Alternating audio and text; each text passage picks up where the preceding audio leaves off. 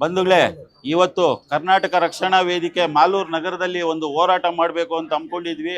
ಆ ಹೋರಾಟ ಏನಪ್ಪಾ ಅಂದ್ರೆ, ಇವತ್ತು ಮಾಲೂರು ನಗರದಲ್ಲಿ ಏನು ಮೇಲ್ ಸೇತುವೆ ಅಂತ ಕೆಲಸ ನಡೀತಾ ಇದೆ, ಆ ಮೇಲ್ ಸೇತುವೆ ಕೆಲಸ ಮಾಡ್ತಕ್ಕಂಥ ಒಂದು ಗುತ್ತಿಗೆದಾರ ಇವತ್ತು ಏನಿದ್ದಾನೆ, ಅವನು ನಮ್ಮ ಸರ್ಕಾರ ಅವನಿಗೆ ಗುತ್ತಿಗೆ ಕೊಡಕ್ ಮೊದಲು ಏನು ಷರತ್ತುಗಳು ಹಾಕಿದ್ದಾರೆ, ಆ ಷರತ್ತಿನ ಅನ್ವಯ ಒಂದು ಚೂರು ಕೂಡ ಕೆಲಸ ಮಾಡ್ತಾ ಇಲ್ಲ ಅವನು.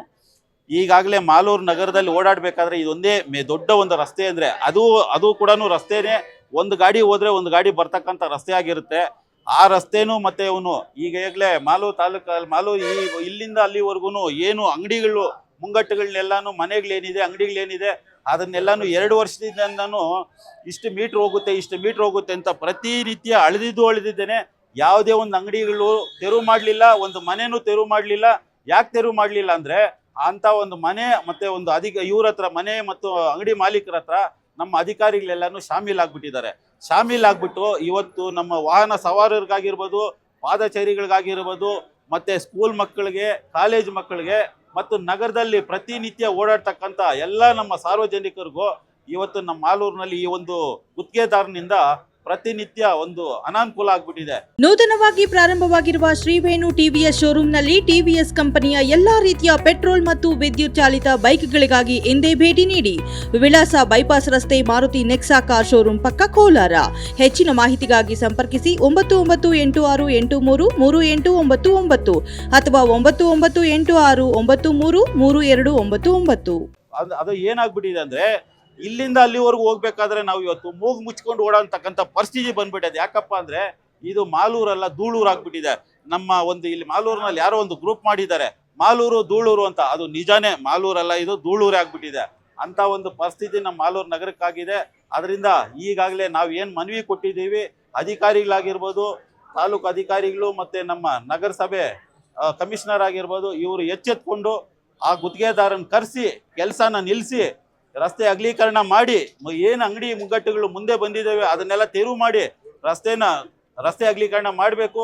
ಧೂಳು ಮುಕ್ತ ಮಾಲೂರನ್ನ ಮಾಡಿ ನಮ್ಮ ಸಾರ್ವಜನಿಕರಿಗೆ ಯಾವುದೇ ತೊಂದರೆ ಆಗದಿದ್ದಾಗ ಮಾಡಿಕೊಟ್ಬಿಟ್ಟು ಅವ್ನ ಕೆಲಸವನ್ನು ಮಾಡಬೇಕು ಅಂತ ಹೇಳ್ಬಿಟ್ಟು ಈ ಸಂದರ್ಭದಲ್ಲಿ ನಾನು ಎಚ್ಚರಿಕೆ ಕೊಡ್ತೀನಿ.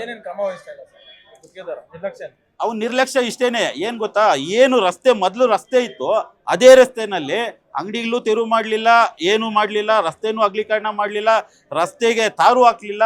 ಅವನ ಪಾಡಿಗೆ ಅವನು ಯಾರು ಕೇಳೋರಿಲ್ಲ, ಮಾಡೋರಿಲ್ಲ ಅನ್ನೋ ರೀತಿನಲ್ಲಿ ಅವನು ಎಲ್ಲೆಲ್ಲಿ ಬೇಕೋ ಅಲ್ಲಿ ಪಿಲ್ಲರ್ಗಳಾಗ್ತಾನೆ ಇದ್ದಾನೆ, ಅವ್ನು ಕೆಲಸ ಮಾಡ್ತಾನೆ ಇದ್ದಾನೆ. ನೋಡಿ, ವಾಹನ ಈಗಾಗಲೇ ನೋಡ್ತಾ ಇದ್ದೀರಾ ಎಷ್ಟು ಜಾಮ್ ಆಗಿದೆ ಅಂತೇಳಿ.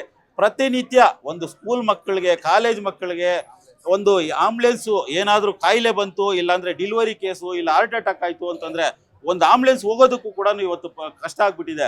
ಏನೋ 1 ತಿಂಗಳು 2 ತಿಂಗಳು ಆಗೋಯ್ತಪ್ಪ, ಮುಗಿದೋಗ್ಬಿಡ್ತದೆ ಅಂದರೆ ಇನ್ನೂ ಸುಮಾರು 2 ವರ್ಷ ಆಗ್ತದೆ ಈ ಕೆಲಸ ಮುಗಿಯೋದ್ರೊಳಗೆ. ಅಷ್ಟೊತ್ತಿಗೆ ನಮ್ಮ ಮಾಲೂರು ತಾಲೂಕು ಜನ ಏನಾಗಬೇಕು?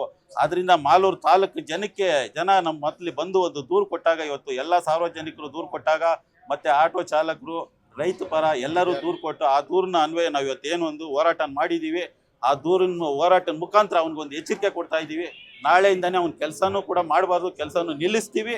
ಅವನು ಏನು ರಸ್ತೆ ಅಗಲೀಕರಣ ಮಾಡಬೇಕು, ಮತ್ತೆ ರಸ್ತೆ ಮಾಡಿಕೊಡ್ಬೇಕು, ವಾಹನ ಸವಾರರಿಗೆ ಓಡಾಡೋದಕ್ಕೆ ಅನುಕೂಲ ಮಾಡಿಕೊಡ್ಬೇಕು, ನಮ್ಮ ಸಾರ್ವಜನಿಕರು ಓಡಾಡೋದಕ್ಕೂ ಅನುಕೂಲ ಮಾಡಿಕೊಟ್ಟು ಅವ್ನ ಕೆಲಸ ಅವ್ನು ಮಾಡ್ಕೊಳ್ಳಿ. ನಮ್ದೇನು ಅಭ್ಯಂತರ ಇಲ್ಲ. ಅದಕ್ಕೆ ಶಾಸಕರು ಕೂಡ ಇವತ್ತು ಹೇಳಿದ್ದೀವಿ. ಶಾಸಕರು ಕೂಡ ಇದನ್ನ ಈ ತಾಲೂಕು ಆಡಳಿತಾಧಿಕಾರಿ ಏನಿದ್ದಾರೆ ಅವ್ರ ಜೊತೆನಲ್ಲಿ ಇವತ್ತೇ ಅವರು ಕೂತು ಮಾತಾಡಿ ಈ ಒಂದು ಸಮಸ್ಯೆನ ಬಗೆಹರ್ತಕ್ಕಂಥ ಕೆಲಸ ಶಾಸಕರು ಮಾಡಬೇಕು. ಸ್ಕೂಲ್ಗೆ ಸರ್ ಹೇಳಿದ ಟೈಮ್ಗೆ ಮಕ್ಕಳು ಹೋಗ್ತಾ ಇಲ್ಲ. 10 ಗಂಟೆಗೆ ಸ್ಕೂಲ್ ಇದ್ರೆ 11:30 12 ಗಂಟೆಗೆ ಹೋಗುವಂಥ ಪರಿಸ್ಥಿತಿ ಬಂದಿದೆ. ಕೆಲವ್ರು ಯಾರಾದರೂ ಪಾಪ ಈ ಒಂದು ಕಂಪ್ನಿಗಳಿಗೆ ಏನಾದರೂ ಕೆಲಸಕ್ಕೆ ಹೋಗ್ಬೇಕು ಅಂತಂದರೆ, ಈಗ ಇಲ್ಲಿ ಕೈಗಾರಿಕಾ ಪ್ರದೇಶಗಳು ಜಾಸ್ತಿ ಇರೋದ್ರಿಂದ ಹಳ್ಳಿಗಳಿಂದ ಬರ್ತಾರೆ. ಅವರು ಅಲ್ಲಿ ಒಳಗಡೆ ಕೆಲಸಕ್ಕೂ ಕೂಡ ಬಿಡ್ದಾಗಂತ ಕೆಲಸ ಆಗ್ತಾ ಇದೆ. ಇವತ್ತು ಟ್ರೈನ್ಗೆ ಹೋಗ್ಬೇಕು ಅಂತಂದರೆ, ಈಗ 9 ಗಂಟೆ ಟ್ರೈನ್ಗೆ ಹೋಗ್ಬೇಕು ಅಂದರೆ ಅವ್ರು 8:30ಗೆ ಮನೆ ಬಿಟ್ಟರೆ 10 ಗಂಟೆಗೆ ರೈಲ್ವೆ ಸ್ಟೇಷನ್ಗೆ ಹೋಗ್ತಾರೆ. ಪೊಲೀಸ್ ಇಲಾಖೆಯಿಂದ ನಮ್ದು ಯಾವುದೇ ಆರೋಪ ಇಲ್ಲ. ಯಾಕೆಂದ್ರೆ ಪೊಲೀಸ್ ಇಲಾಖೆ ತುಂಬಾ ಸಹಕಾರ ಕೊಡ್ತಾ ಇದೆ. ಯಾಕೆಂದ್ರೆ ಈಗಾಗಲೇ ಮಾಲೂರು ತಾಲೂಕಲ್ಲಿ ಅತಿ ಹೆಚ್ಚು ಗಾಂಜಾ ಸೇವನೆ ಆಗಿರ್ಬೋದು, ಮತ್ತೆ ಇನ್ನೂ ಹೆಚ್ಚು ಮಾದಕ ವಸ್ತುಗಳು ಮಾರಾಟ ಆಗ್ತಾ ಇರ್ಬೋದು. ಸೇವನೆ ಮಾಡ್ತಕ್ಕಂಥ ಹುಡುಗರು ಹೆಚ್ಚಾಗಿರೋದ್ರಿಂದ ಕಾಲೇಜ್ ಹುಡುಗರು ಮತ್ತೆ ಕೈಗಾರಿಕಾ ಪ್ರದೇಶದಲ್ಲಿ ಹೊರ ರಾಜ್ಯದಿಂದ ಬಂದು ಏನು ಹಿಂದಿವಾಲಗಳು ಮತ್ತೆ ಈ ತಮಿಳ್ನವರು ಮತ್ತೆ ಇವರು ಆಂಧ್ರವರು ಇವರು ತೆಲುಗು ಮಾತಾಡ್ತಕ್ಕಂಥವ್ರು ಏನಿದ್ದಾರೆ ಅವರೆಲ್ಲಾನು ಸೇವನೆ ಮಾಡ್ತಕ್ಕಂಥ ಕೆಲಸ ನಡೀತಾ ಇದೆ.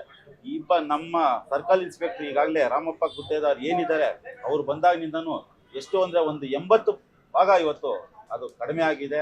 ಕಳ್ತನಗಳಾಗಿರ್ಬೋದು, ಇನ್ನೊಂದಾಗಿರ್ಬೋದು, ಮತ್ತೊಂದಾಗಿರ್ಬೋದು, ರೌಡಿಸಮ್ ಆಗಿರ್ಬೋದು, ಎಲ್ಲ ಸಮಸ್ಯೆಗಳಿಗೂ ಅವರೊಂದು ಒಂದು ಫುಲ್ ಸ್ಟಾಪ್ ಅನ್ನು ಇಟ್ಟು ಇವತ್ತು ಒಂದು ಒಳ್ಳೆ ಒಂದು ಸರ್ವಿಸ್ನ ಮಾಲೂರು ಒಂದು ತಾಲೂಕಿಗೆ ಅವ್ರು ಕೊಡ್ತಾ ಇದ್ದಾರೆ. ಇವತ್ತು ಮಾಲೂರಿನಲ್ಲಿ ಮೇಲ್ಸೇತುವೆ ನಡೀತಾ ಇದೆ. ಈ ಒಂದು ಕೆಲಸ ಬಹಳ ಚೆನ್ನಾಗಿ ನಡೀತಾ ಇದ್ರು ಕೂಡ ಏನು ಈ ಗುತ್ತಿಗೆದಾರ ಇದ್ದಾನೆ ಅವನು ಸರ್ಕಾರದಿಂದ ಬರುವಂತ ಸವಲತ್ತನ್ನ ಸಾರ್ವಜನಿಕವಾಗಿ ಏನ್ ಮಾಡ್ಬೇಕಾಗಿತ್ತು ಆಸ್ ಪರ್ ರೂಲ್ ಅವ್ನ ಕೈಲಿ ಮಾಡಕ್ ಆಗ್ತಾ ಇಲ್ಲ. ಅವ್ನ ಕಣ್ಣಿಗೆ ಕಾಣಿಸ್ತದೆ ಯಾರೋ ನಾರ್ತ್ ಇಂಡಿಯನ್ ಆಂಧ್ರ ಅವ್ರಿಗೂ ಕೊಟ್ಟಿದ್ದಾರೆ, ಅವ್ರು ಯಾರು ಅಂತ ನಮ್ಗೆ ಅರ್ಥನೇ ಆಗ್ತಾ ಇಲ್ಲ. ಸಿಕ್ಕಾಪಟ್ಟೆ ಧೂಳು ಬಂದು ಇವತ್ತು ಈ ಹೋರಾಟ ಮಾಡೋ ಪರಿಸ್ಥಿತಿ ನಮ್ಮ ತಾಲೂಕಲ್ಲಿ ಬಂದಿದೆ. ತಹಸೀಲ್ದಾರ್ಗೂ ಮನವಿ ಕೊಟ್ಟಿದ್ವಿ, ಶಾಸಕರು ಹೇಳಿದ್ರು ಕೂಡ ಅವ್ರು ನಿರ್ಲಕ್ಷ್ಯ ಮಾಡ್ತಾನೆ ಇದ್ದಾರೆ. ಇದು ಸಮಸ್ಯೆ, ಇದು ಬಹಳ ಶೀಘ್ರವಾಗಿ ಅರಿಲೇಬೇಕು. ಇಲ್ಲ ಅಂತ ಹೇಳಿ ಸಾರ್ವಜನಿಕರ ಜೀವನದ ಮೇಲೆ, ಆರೋಗ್ಯದ ಮೇಲೆ ಬಹಳ ಸೂಕ್ಷ್ಮವಾದಂಥ ಪರಿಣಾಮ ಇದು ಬೀಳ್ತದೆ ಅಂತ ಹೇಳ್ತಾ, ಆಮೇಲೆ ಏನು ಒತ್ತುವರಿ ಏನು ಮಾಡಿದ್ದಾರೆ ಸರ್ಕಾರದಿಂದ ಆ ಒತ್ತುವರಿಯನ್ನು ಕ್ಲಿಯರ್ ಮಾಡಿ ಮಾಲೂರು ತಾಲೂಕಿನ ಜನತೆ ಮತ್ತೆ ಏನು ಇದು ಸಾವಿರಾರು ಜನ ವೆಹಿಕಲ್ಸ್ ಹೋಗ್ತವೆ ತಮಿಳ್ನಾಡಿಗೆ, ಆಂಧ್ರ, ಕೇರಳ ಇದೆಲ್ಲ ಹೋಗುವಂಥ ವೆಹಿಕಲ್ಸ್ಗೆ ಮಾಲೂರು ತಾಲೂಕಿನ ಜನ ಬಲಿ ಆಗ್ತಾ ಇದ್ದಾರೆ, ವಿದ್ಯಾರ್ಥಿಗಳು ಬಲಿ ಆಗ್ತಾ ಇದ್ದಾರೆ. ಮೂಲಭೂತವಾಗಿ ವಿದ್ಯಾರ್ಥಿಗಳಿಗೆ, ಆಸ್ಪತ್ರೆಗೆ ಮತ್ತೆ ಬಸ್ ಸಂಚಾರಕ್ಕೆ ತುಂಬಾ ನಮ್ಮ ತಾಲೂಕಿನ ಜನತೆಗೆ ಅನಾನುಕೂಲ ಆಗ್ತಾ ಇದೆ. ಈ ಅನಾನುಕೂಲವನ್ನ ಶಾಸಕರು ಮತ್ತೆ ಅಧಿಕಾರಿಗಳು ಈ ಕೂಡಲೇ ಸೂಕ್ಷ್ಮವಾಗಿ ಇದನ್ನ ಗಮನಿಸಿ ಇದನ್ನ ಬಗೆಹರಿಸಿದ್ರೆ ಒಳ್ಳೇದು. ಇಲ್ಲದೇ ಇದ್ರೆ ಉಗ್ರವಾದ ಹೋರಾಟ ಕರ್ನಾಟಕ ರಕ್ಷಣಾ ವೇದಿಕೆ ನಾವು ಮಾಡ್ತೀವಿ ಅಂತ ಈ ಮೂಲಕ ಹೇಳ್ತಾ ಇದ್ದಾರೆ. ಪೊಲೀಸ್ ಸಿಬ್ಬಂದಿಗಳು ಕೊರತೆ ಇದೆ, ಸ್ವಲ್ಪ ಅವರು ಮೇಂಟೈನ್ ಮಾಡಕ್ ಪೊಲೀಸ್ ಸಿಬ್ಬಂದಿ 100% ಕೊಡ್ತಾ ಇದೆ, ಆದ್ರೂ ಕೂಡ ಏನು ಮಾಡಕ್ ಆಗ್ತಾ ಇಲ್ಲ. ಆದ್ರೂ ಅವ್ರು ಮಾಡ್ತಾ ಇದ್ರೆ, ಮಾಡಿದ್ರು ಕೂಡ ಮ್ಯಾನ್ಯುಯಲ್ ಇಲ್ಲ ಅಂದ್ರೆ ಕಷ್ಟ. ಮ್ಯಾನ್ ಇಲ್ಲ ಅಂದ್ರೆ ಕಷ್ಟ. ನಮ್ಮ ಆರೋಪ ಇಲ್ಲ, ಪೊಲೀಸ್ ಸಿಬ್ಬಂದಿ ಅವ್ರ ಕೆಲಸ ಮಾಡ್ತಾ ಇದ್ದಾರೆ, ಮಾಡ್ತಿದ್ದಾರೆ. ಅವ್ರು ಮೇಂಟೈನ್ ಮಾಡಕ್ ಆಗ್ತಾ ಇಲ್ಲ ವೆಹಿಕಲ್ಸ್. ನಮ್ಮ ಈಗ ಇಲ್ಲಿ ಏನಾಗುತ್ತೆ ಅಂದ್ರೆ ಡಿವೈಡರ್ಗೆ ಏನಿದ್ದಾರೆ ರಾಮಪ್ಪ ಗುತ್ತೇದಾರು